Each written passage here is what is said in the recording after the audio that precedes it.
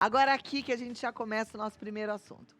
Que às vezes você fala assim, Clau, tá, eu tô me cuidando, tô fazendo um monte de coisa legal e eu fico feliz que tem muitas que compartilham comigo. Eu digo muitas porque mais as mulheres que compartilham do que os homens, mas os homens também estão tendo ganhos. Mas muitas compartilham dizendo que depois que começaram a assistir o Vida Melhor, mudaram alguns hábitos de vida e hoje estão melhores, sabe? Eu fico feliz da minha vida. Então, apesar de repente você ter feito mudanças, você tem aí uma dor que você já está arrastando por anos e anos. Com o passar dos anos é natural que o nosso corpo sinta os sinais do tempo. Porém, gente, não é legal conviver com dor. E as dores crônicas, segundo o Ministério da Saúde, já faz parte da realidade de quase 37% dos brasileiros. É um número muito grande. Brasileiros com mais de 50 anos, 37% desses brasileiros com mais de 50 anos estão com dores crônicas. Graças às avançadas tecnologias, novas alternativas, tem muita coisa acontecendo no tratamento da dor, tá? E ajuda, sim, no controle da doença, como fibromialgia, uma neuropatia, uma condição que afeta os nervos e pode causar uma dor intensa e persistente. E hoje a gente vai conhecer um pouquinho sobre essas inovações que estão transformando os cuidados com a saúde, trazendo mais conforto e bem-estar para quem convive com a dor. Todos os dias a gente aprende e hoje a gente vai aprender com ele, médico intervencionista da dor, Dr. André Mansano. Seja bem-vindo, doutor. Obrigada por estar aqui. Bom te receber, viu? Obrigado, viu? Te convidar para sentar aqui do meu lado para a gente falar sobre dor crônica. A gente sempre recebe muitos médicos de todas as especialidades e quando a gente fala de dor, eles todos falam assim, quanto mais tempo a pessoa demora para tratar a dor, mais difícil vai sendo o tratamento. Isso é verdade? É verdade e tem uma causa para isso, né? A gente, lembrando que a dor, ela serve como um alerta, né? Então, um exemplo clássico, eu machuquei minha mão, o cérebro recebe essa informação e diz, olha, o André machucou a mão, tira a mão de onde ele está machucando, né? Então, ela gera um comportamento protetor. Se esse comportamento protetor não é realizado ou se ele não é efetivo, o que o cérebro faz? Eu vou aumentar a dor do André. Então, ele potencializa a dor naquilo que nós chamamos de sensibilização central. E a dor fica cada vez mais difícil de tratar. Chega um momento que o machucado da minha mão não é mais o problema, já cicatrizou. A dor crônica vira a própria doença. Uau!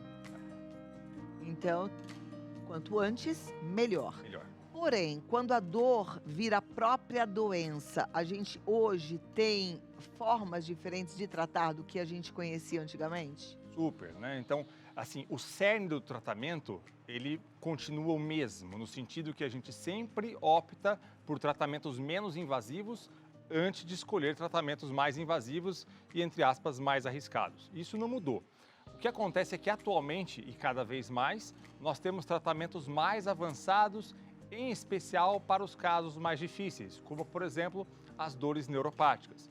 Então, nós temos possibilidade de modulação de nervo, inativação de nervo, seja por radiofrequência ou por crioablação. Nós temos possibilidade de estimulação do nervo, que nós chamamos de neuromodulação, e até implante de algumas bombinhas injetoras de medicamentos que ficam completamente internalizadas no paciente. Olha, isso vai dar aí uma qualidade de vida infinitamente maior para o Muito paciente melhor. que sofre com dor, né? Exato. E quem sofre com dor só tem perdas. Porque a pessoa começa lá com uma dificuldade de alguma atividade, mas depois ela tem dificuldade de viver, de dar um sorriso, não é? Exatamente, é um ciclo vicioso que só piora o quadro e esse ciclo ele tem que ser interrompido. E nós temos várias ferramentas para isso. Quem é que pode hoje fazer um tratamento dessa forma, usando tecnologias, para eliminar, de repente, ou diminuir essas dores? Eu digo isso, existe algum limitador de idade, por exemplo? Não existe limitador de idade, né? Claro, quanto mais idoso o paciente, menos invasivos são os procedimentos que a gente tende a escolher, tá? Mas a gente sempre coloca isso numa balança, né? Uma balança que vai pesar, então, a relação custo-benefício. E um peso da balança, somente o paciente consegue nos ajudar a medir, que é a intensidade da dor. Só aquele paciente sabe o quão sofrido é sentir aquela dor, né? Então, se a dor for muito forte, nós então toleramos, nós nos permitimos arriscar mais, porque senão o paciente não consegue viver adequadamente, né? A verdade é essa. Eu já ouvi falar que dor é algo muito subjetivo e que, de repente, com a mesma dor eu posso ter um tipo de sensibilidade e você outra. Isso é verdade? O que vai influenciar nessa sensação de dor? Completamente subjetivo. E a gente tem que lembrar que a dor é apenas uma parte do sofrimento. A limitação que aquela dor causa é outra parte do sofrimento. Então, tem, por exemplo, pacientes com hérnias de disco que não conseguem, por exemplo, fazer uma atividade esportiva, que é a vida daquela pessoa é fazer aquela atividade, então o sofrimento é gigantesco, porque ele parou de fazer tudo o que ele gostava de fazer. Outros pacientes conseguem lidar melhor, porque a dor piora quando ele fica sentado, então ele dá uma ajeitada, ele muda a postura e ele vai levando, digamos assim. E é claro, há pacientes que são mais fortes, têm mais resiliência, outros acabam se abatendo mais precocemente, né? Agora, não há como eu colocar numa escala qual dor é maior do que a outra. Se eu tenho um paciente com uma dor X, outro com uma dor Y, eu não consigo comparar essas duas dores, tampouco é justo comparar, porque cada um entende do seu próprio sofrimento, né? O intervencionista da dor, ele atua no sintoma ou ele busca a raiz do problema para tratar o problema? Porque às vezes a gente tem pacientes, como falamos aí, com dores na coluna, dor na perna, dor na mão, e que aí fica na dúvida, o que eu procuro, um ortopedista ou um intervencionista da dor?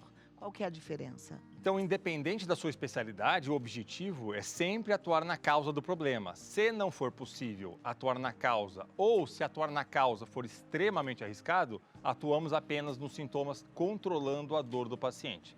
Exemplo clássico é a hérnia de disco, né? Então, nós sabemos que a hérnia de disco, ela causa dor porque comprime o nervo que desce para a perna.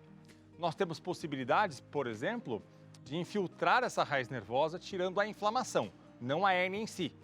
Por quê? Porque a gente sabe que em mais de 50% dos casos, o próprio corpo absorve a hérnia.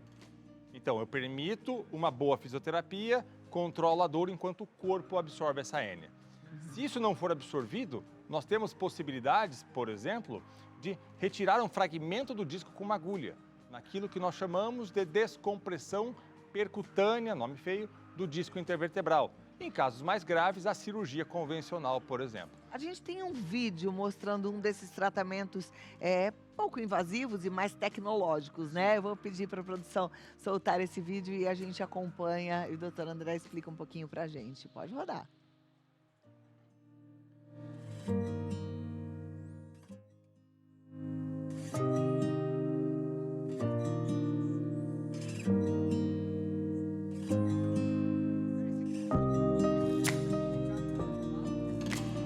Ele é ligado a uma espécie de marca-passo que fica debaixo da pele do paciente, né?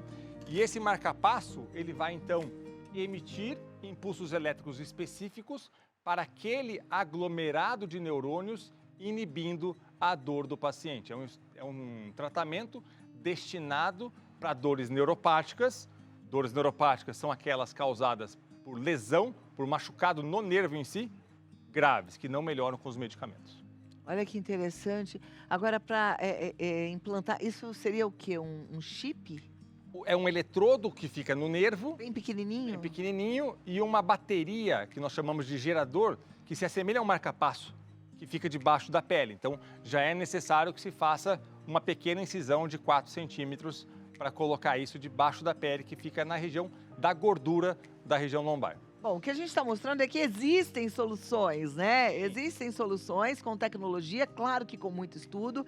E é para que você saiba que se você estiver convivendo com muita dor, com algo crônico, com algo que está tirando sua qualidade de vida, você precisa buscar um médico especialista, um intervencionista da dor, porque vocês hoje estão amparados por essas possibilidades. Exato.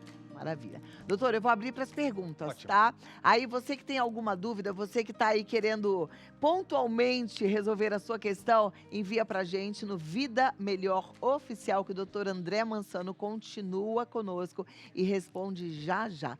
Vida Melhor Oficial.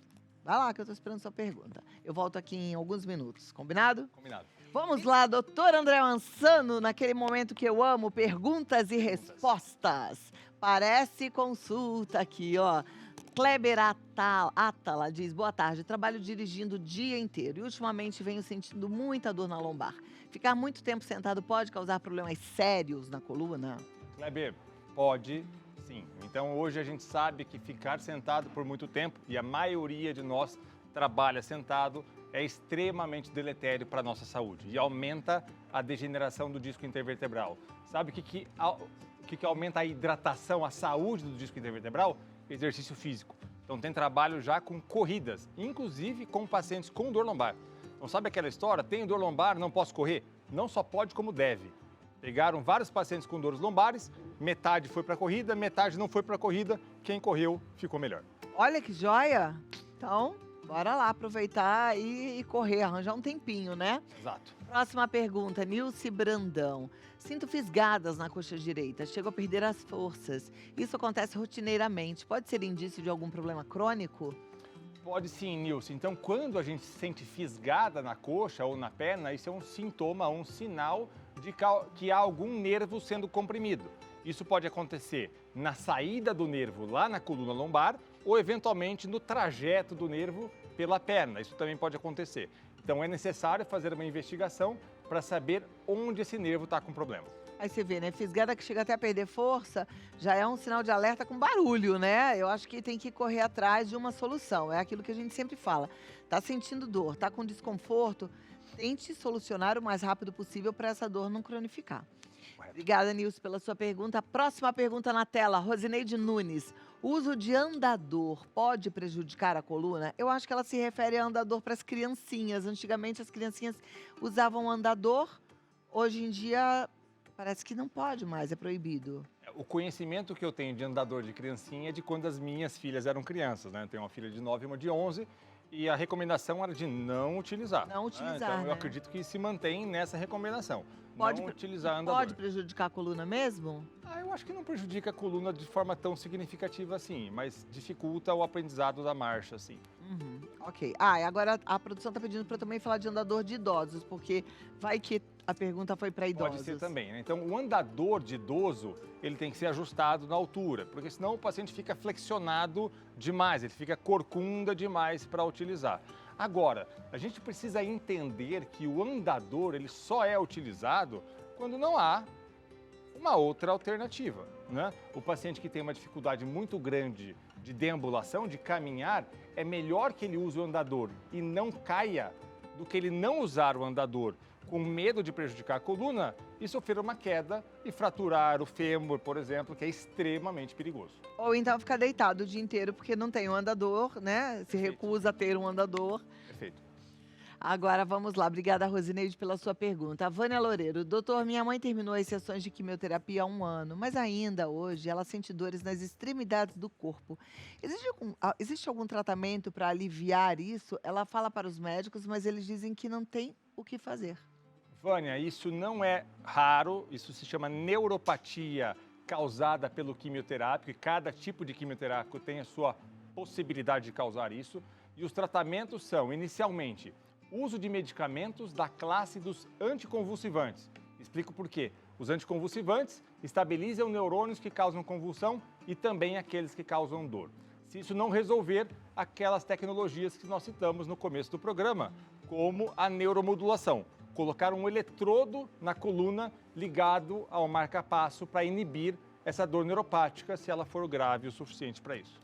Para qualquer dor neuropática, a indicação, quando é medicamentosa, é com anticonvulsivante. Exato, são os Eu já melhores. tinha ouvido falar que também com antidepressivo. Também podem ser utilizados, porque os antidepressivos, alguns deles, aumentam no nosso corpo algumas substâncias analgésicas. Eles podem ser efetivos para vários casos de dor crônica. Mas, a rigor, para dor neuropática, que vem do nervo, os anticonvulsivantes são melhores. Perfeito. Obrigada, Vânia. Próxima pergunta da Nicole Gomes. Sinto muita dor na coluna. A médica do posto pediu para fazer musculação. Essa atividade realmente ajuda? Nicole, muito, muito. Então, a atividade física, ela é fundamental para quem tem dor crônica, para quem tem dor da coluna. A gente precisa fortalecer a nossa musculatura, que ajuda a sustentar a coluna, porque isso é extremamente interessante, extremamente benéfico. Maravilha. Vamos para a próxima. É a Aline Domingues. Boa tarde, Cláudia. Boa tarde, doutor. Vira e mexe, tenho dor no nervo ciático. É paralisante. Tem como eliminar isso da minha vida? Tem sim, e a linha de tratamento é inicialmente fisioterapia. Não melhorou com fisioterapia, uma infiltração guiada no nervo, onde ele está inflamado. Não melhorou com isso, começa-se a pensar em uma cirurgia mais invasiva. Mas tem como eliminar sim. O que não pode é continuar aí com dor, porque daqui a pouco fica crônica, fica mais complicado, é isso? Exato. Obrigada, Aline, pela sua pergunta, tá? Próxima pergunta na tela, Júlia Ferreira. Doutor, na sua opinião, em que momento é indicado a instalação de barras para idosos para evitar quedas e machucar a coluna? Júlia, essa não é fácil de responder, mas basicamente é naquele momento onde o idoso ou ele começa a se restringir, não caminhar, não se movimentar porque está com medo, ou após uma primeira queda, um primeiro deslize, já está indicado, né? Eu acho que de todas as atitudes que envolvem a segurança e o cuidado com o idoso, a barra de proteção nos banheiros, eu acho que é a mais tranquila, Exato. né? Acho que todos nós acabamos, de alguma forma, tirando proveito de uma barra de proteção. Às vezes, para lavar o pé, você apoia aqui, lava seu pé. Então, acho que dá para fazer isso de forma leve e eu acho bem importante. Para que deixar acontecer, né, se pode ser remediado? Recentemente viralizou uma moça super jovem, de 20 a 30 anos. Ela resolveu filmar a si própria lavando um banheiro. Fez aquelas filmagens aceleradas e ela caiu. Pois é. A gente está ali, água, sabão, escorrega, né? Rosângela Rosa, tenho tendinite e manco. Qual o melhor tratamento nesse caso? Boa pergunta, Rosângela. O melhor tratamento inicial, com toda certeza, é fisioterapia. Quando somente a fisioterapia não resolve, nós lançamos mão de uma tecnologia chamada ondas de choque. É um aparelho que emite umas ondas de choque físicas na região do tendão, estimulando a regeneração do tendão. Em alguns casos, nós podemos fazer infiltrações até de substâncias regenerativas para ajudar essa regeneração. Perfeito. Muito obrigada, Rosângela. A próxima pergunta na tela é da Patrícia Moura e ela pergunta o seguinte: doutor, todo mundo em algum momento da vida vai ter neuropatia? Não, Patrícia, felizmente não. Estima-se que 10% aproximadamente da população em algum momento da sua vida vai ter uma dor neuropática. É mais raro, digamos assim, do que a própria dor crônica que foi citada no começo, na introdução do programa, com uma incidência que supera 35%. Né? Vou fazer uma pergunta bem básica, mas eu acho importante. Muitos brasileiros têm o hábito de, ao sentir uma dor, ir até a farmácia e se automedicar. Ou com analgésico, muitas vezes, quando é uma dor mais forte da coluna, com anti-inflamatório. Isso pode ser prejudicial, pode piorar a condição desse paciente? Pode. Nós temos alguns problemas da automedicação, né? O primeiro problema é o paciente não receber um diagnóstico. Ele tem uma dor, que pode ser um sinal de algo grave, não vai ao médico, toma o medicamento, atrasa tudo isso e não recebe o diagnóstico correto. O segundo problema, obviamente, são efeitos colaterais. Então, nós sabemos que anti-inflamatórios, principalmente na população mais idosa, pode prejudicar os rins ou, eventualmente, o estômago, né? E o terceiro problema seria a somatória disso, né? Interações entre as medicações que acabam aumentando a possibilidade desses efeitos colaterais. É isso, a gente tem que tomar cuidado também, né? E sempre buscar um médico que estudou para isso, que está pronto para nos ajudar. Obrigada, Patrícia Moura. Agora, Bruno Monteiro pergunta: o que fazer para minimizar as dores por causa do desgaste no joelho? O joelho desgasta, doutor? Essa antes, por favor. Desgasta, né? A gente até brinca, né, que Deus caprichou bem, mas no joelho ele podia ter caprichado um pouquinho mais. O joelho, né? Com o tempo, querendo ou não, Exato, ele desgasta. exato, O que né? desgasta num joelho? Principalmente peso e sedentarismo, né? Então a gente sabe, por exemplo, num estudo feito com mulheres que perderam 5 quilos e a perda de 5 quilos foi o suficiente para diminuir a possibilidade de artrose dos joelhos em 50%. Uau! 5 quilinhos, cai em 50% a chance de artrose. Agora, o melhor tratamento isolado, normalmente a gente faz uma soma de tratamentos, né? Mas o melhor tratamento para artrose de joelho é fortalecimento da musculatura do joelho. Não tenha dúvida disso. Eu gosto de falar que musculação é remédio. E não dá pra gente negociar. É igual tomar banho e escovar dente. E tem que, acorda e vai. e tem que pensar com antecedência, porque a gente vai perder músculo depois dos 40 anos. Então a gente tem que fazer poupança. Então, academia, em especial para o idoso, academia com exercícios de fortalecimento são muito importantes. É isso aí. Falei disso ainda há pouco, né? Tem que fazer a poupança. Lembra que eu falei da creatina? Tem músculo? Vamos lá, vamos continuar segurando esses músculos. Porque tem gente que tem medo, fala, eu não vou pra academia, não vou fazer musculação porque eu não quero ficar forte. Minha amiga, depois dos 40 anos, a maior dificuldade vai ser ganhar um pouquinho de músculo, tá? O máximo que pode acontecer é você segurar um pouquinho essa perda de massa magra. Corretíssimo. Porque perde fácil. Obrigada, Bruno, pela sua pergunta. Luísa Walter, qual o melhor tratamento para enxaqueca forte? Bom, Luísa, a primeira coisa são algumas mudanças de comportamento, né? Então, nós sabemos que as enxaquecas têm alguns desencadeadores. Insônia é terrível para quem tem enxaqueca, precisa tratar isso, precisa dormir bem. Sedentarismo é terrível, jejum prolongado, então o paciente que tem enxaqueca, ele não pode ficar muito tempo sem se alimentar. Então, é preciso ver essa série de condições. Quando o paciente tem uma enxaqueca grave, então a gente faz um tratamento preventivo. É o uso de medicamentos para prevenir que aquela crise apareça. E aí nós temos várias classes de medicamentos, desde medicamentos para o coração, desde medicamentos antidepressivos, passando por anticonvulsivantes e mais recentemente as canetas, né, que são medicamentos injetáveis na região do abdômen. A cada mês o paciente faz uma injeção e tem excelentes resultados para isso. A caneta eu ainda não testei, mas já testei todas essas outras possibilidades e eu confesso que não foram muito... eu não me dei bem com nenhuma dessas alternativas, porque o do coração deixa a gente prostrado, não dá vontade de fazer atividade física, então não serve para mim. O que é o...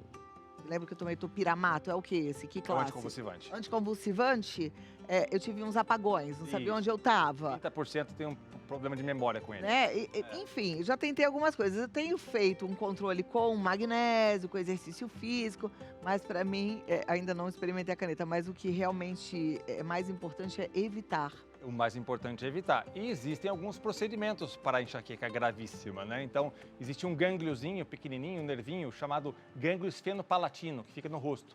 A gente consegue fazer uma radiofrequência do esfenopalatino para quem tem enxaqueca grave, né? Ah, é? Olha lá, esse também eu não conhecia. Já, tá vendo? Estamos falando de novas tecnologias, novas possibilidades. Olha aí, doutor André Mansano trazendo para a gente essas novidades. Obrigada, Luísa, pela sua pergunta. Próxima, doutor, pode falar mais sobre dor no cóccix? Dor no cóccix é extremamente desconfortável, justamente porque ela piora quando a gente fica sentado. Então, para quem não sabe, o cóccix é aquele último ossinho da coluna que fica onde a gente senta, de fato, né? E ele pode inflamar em quem fica muito tempo sentado e pode inflamar e até fraturar em quem tem uma queda de glúteo, né? Pessoa que cai de bumbum e pode ter uma inflamação no cóccix. Ele pode ser infiltrado, inclusive, com bons resultados. Muito bem. Obrigada. Próxima pergunta é da Rafaela Catarina. Faço academia, mas sinto muita dor muscular. É normal? Rafaela, sim, é normal. Principalmente quando a academia, Quando é eficiente, Exato. né? Eu brinco com o meu professor e falo assim, não tô sentindo mais nada, você tá fazendo uns treininhos meia boca. Porque é normal a gente sentir dor, e aí a gente se acostuma. No final das contas, até gosta dessa dorzinha, né? O pessoal chama hoje de treinar fofo, né? Treininho treina fofo. de levinho demais. Aí não tem resultado. Exato. Vamos aproveitar, vou te pedir para dar uma explicadinha, né? O porquê é que dói e o porquê é que tem que doer esse músculo. O que é a dor muscular? Então, quando a gente faz um exercício físico mais vigoroso, levanta mais peso, né, e com várias sequências, vai se acumulando o que a gente chama de ácido lático no músculo, né? E as fibras vão sendo, de fato, machucadinhas, né? E depois causa a hipertrofia, o crescimento muscular. Mas essa dor ela é causada por acúmulo de ácido lático na musculatura. Então, se a pessoa sente dor muscular e toma frequentemente um relaxante muscular, ela está jogando, de certa forma, o seu treino fora? Eu acho que é exagero dizer que está jogando fora, mas é desnecessário fazer isso, né? Eu, particularmente, me sinto satisfeito quando eu sinto esse sintoma de dor pós-academia. Eu também. Eu vou falar que eu não sei nem o que é não sentir dor muscular. Vai fazer perna, mal consegue descer a escada. Assim. Não é? E é assim, tem que ser. Obrigada, Rafaela, pela sua pergunta. Bora treinar. Renata Aparecida, é verdade que o alongamento alivia a dor na lombar? Renata, pode ajudar bastante, sim. Mas o importante, não aposte somente em uma coisa. Isso é importante, né? O tratamento da dor lombar, a gente chama de multifatorial. É preciso, então, vários tratamentos para que aquilo cause um efeito benéfico e sustentado. Somente o alongamento não vai ser, assim, uma grande melhora, mas ajuda sim. Tá joia, obrigada, Renata. Próxima pergunta é do Rogério. Rogério Prado, como amenizar as dores das inflamações nas articulações devido à gota? O que é gota, doutor? É o acúmulo de uma substância chamada ácido úrico na articulação, né? Então, existem medicamentos para reduzir isso. Obviamente que isso precisa de um controle na questão da dieta para ingerir menos ácido úrico. Nas exacerbações, que são a artrites, fica tudo inflamado, anti-inflamatórios vem muito bem, tá? Mas basicamente é isso, é tratar com anti-inflamatório, eventualmente corticoides nas crises, há medicamentos para controle do ácido úrico e a dieta é super, super importante. Perfeito. Obrigada, Rogério, pela sua pergunta. Próxima pergunta na tela é da Joana Santos. Sou cozinheira e sinto uma dor intensa no antebraço que vai irradiando para o ombro. Não sei mais o que fazer.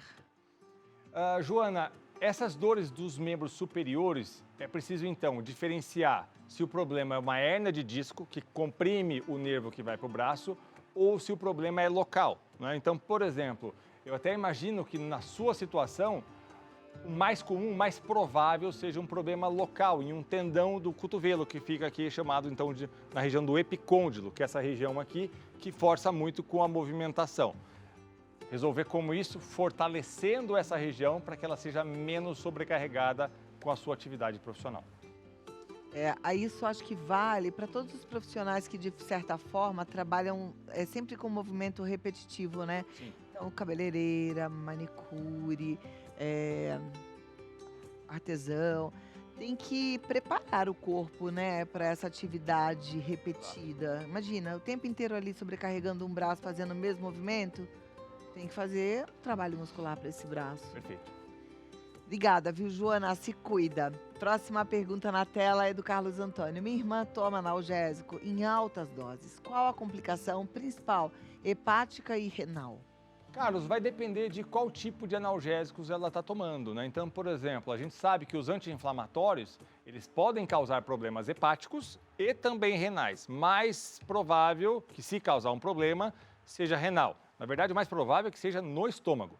Mas vai depender muito de qual classe de medicamentos, qual tipo de medicamento ela está tomando. E é verdade que quanto mais analgésico a pessoa toma, mais o corpo vai ficando, de certa forma, blindado a esses analgésicos e aí vai precisando aumentar a dose para evitar a dor? Existe o que a gente chama, tecnicamente, de indução enzimática, e não serve só para analgésicos.